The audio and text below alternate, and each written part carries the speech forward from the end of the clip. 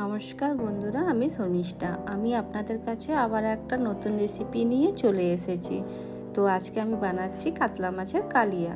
তো কালিয়া বানাবার জন্য কাতলা মাছ আমি এখানে 800 কাতলা মাছ নিয়েছি।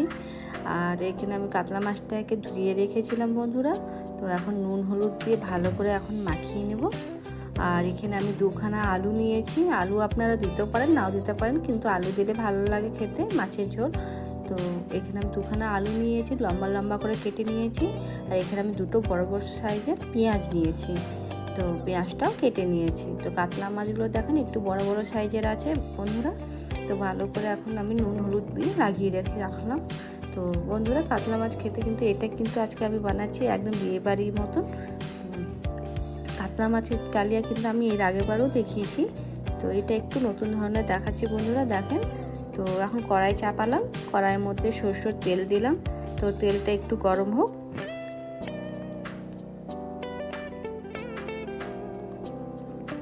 তেলটা গরম হয়ে গেলে কিন্তু আমি মাছগুলোকে এক এক করে দিয়ে দিচ্ছি। তো দেখেন মাছগুলোকে আমি দিয়ে দিচ্ছি, ভেজে নেব ভালো করে লাল লাল করে। দেখেন মাছগুলো কিন্তু ভাজা হয়ে গেছে, একটু লাল করে ভেজেছি বন্ধুরা। তো এরপর যে মাছগুলো আছে আমি ওই মাছগুলো কিন্তু এক এক করে ছেড়ে দিচ্ছি। তো ওইগুলো এখন আমি ভেজে নেব ভালো করে উল্টে পাল্টে।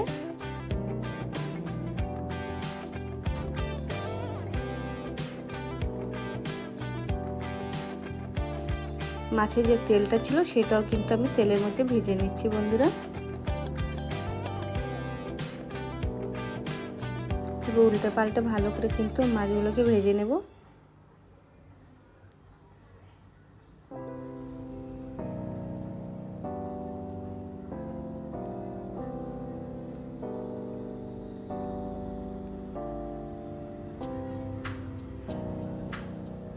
মাছগুলো কিন্তু লাল লাল করে ভাজা হয়ে গেছে। আমি সব মাছগুলোকে নামিয়ে নিলাম। এরপর কিন্তু ওই তেলে এখন আলুগুলোকে ভেজে নেব।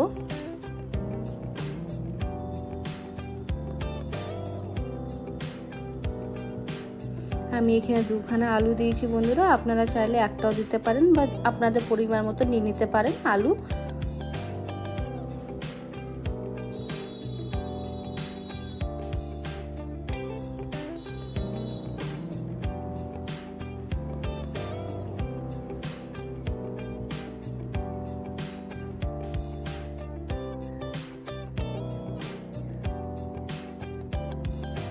আলুটা একটু লাল লাল করে ভাজা হোক বন্ধুরা।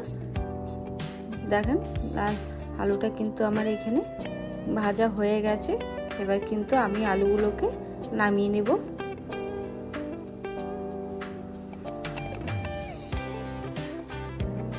বন্ধুরা, এখানে আমি বললাম বিয়ে বাড়ির অনুষ্ঠানের মতন যে মাছের ঝোল বানাবো বলে আমি এখানে মেথি ফোড়ন দিব। তো বিয়ে বাড়িতে কিন্তু মেথি ফোড়নটা দেয়। তো দেখেন এখানে মেথি ফোড়ন দিলাম।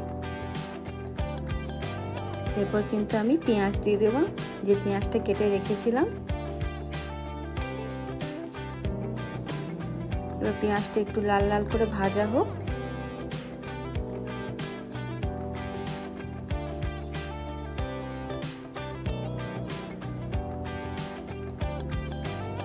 পেঁয়াজটা কিন্তু এখানে লাল লাল করে ভাজা হয়ে গেছে আমার।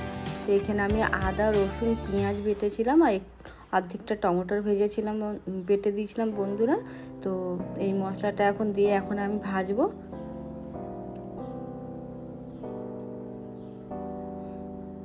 বেশি দিইনি, 3 থেকে 4টে কোয়া রসুন দিয়েছি, অল্প আদা দিয়েছি, একটা গোটা পেঁয়াজ দিয়েছি, অর্ধেকটা টমেটো দিয়েছি বন্ধুরা। আপনাদেরকে দেখাতে পারলাম না, কিন্তু এই পেস্টটা বানিয়ে আমি এখন এটার মধ্যে দিলাম। এরপর পরিমাণ মতো নুন দিয়ে দিলাম,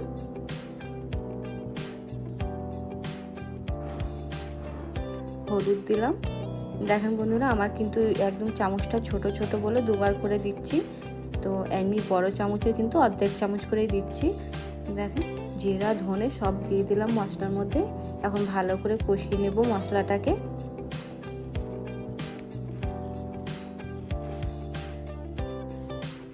এবার মশলা যত ভালো করে ভাজবো অত ভালো কিন্তু আমার এই মাছের ঝোলে গ্রেভিটাও হবে।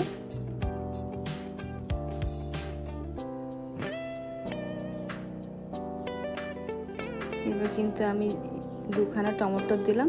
দুখানা বলতে বন্ধুরা আমি অর্ধেকটা কিন্তু বেটে দিয়েছিলাম, আর যে অর্ধেকটা ছিল সেটা দিলাম। একটা গোটা টমেটো দিলাম, মাছের কালিয়াতে একটু টক টক ভালো লাগে, তো আমি এখানে টমেটোটা একটু বেশি দিলাম, খেতে কিন্তু ভালো লাগে বন্ধুরা।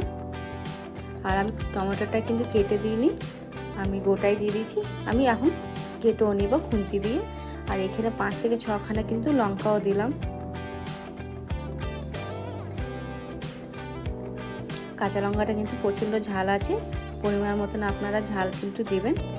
দেখেন টমেটোটা একটু নরম হয়ে গেছে, তো আমি এখন এটাকে খুন্তি দিয়ে কেটে নিচ্ছি।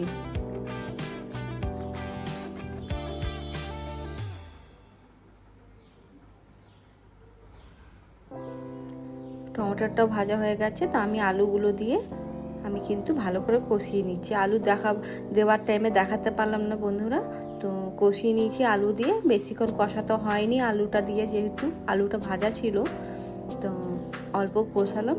কষিয়ে এখন আমি দেখেন জল দিয়ে দিলাম। বেশি জল দেব না বন্ধুরা, আলুটা সিদ্ধ হওয়ার পর্যন্ত যতটা জল দরকার অতটাই দেব।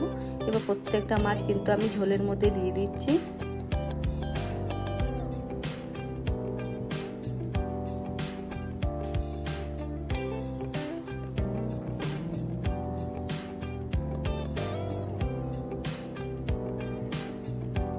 দেখেন মাছের উপর থেকে কত সুন্দর তেলটা ছেড়ে এসেছে। এরপর কিন্তু আমি এখানে 10 মিনিটের মতন সিম আগুন করে ঢাকা দিয়ে রেখে দেবো, যেহেতু আলুটা যেন সিদ্ধ হয়। দেখেন কত সুন্দর তেলটা ভেসে এসেছে, আর আলুটাও কিন্তু দেখেন সিদ্ধ হয়ে গেছে, খুব সুন্দরভাবে সিদ্ধ হয়ে গেছে। আমি কিন্তু এখন ওভেনটা এখন একটু তেজ করে দিলাম, ফুলে করে দিয়েছি, কেননা একটু ভালো করে ফুটুক। আর বন্ধুরা আপনারা কিন্তু সিম আগুন করে কমসে কম 10 থেকে 15 মিনিট কিন্তু ঢাকা দিয়ে দিয়ে মাছটা বানাবেন। মাছের থেকে যে গন্ধটা ছাড়ে খুব ভালো লাগে মাছের ঝোলটা খেতে।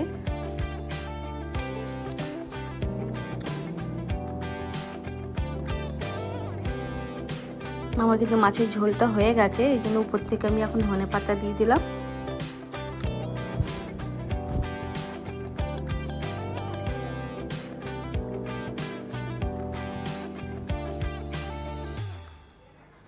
ভালো করে নাড়ি চাড়িয়ে নেব।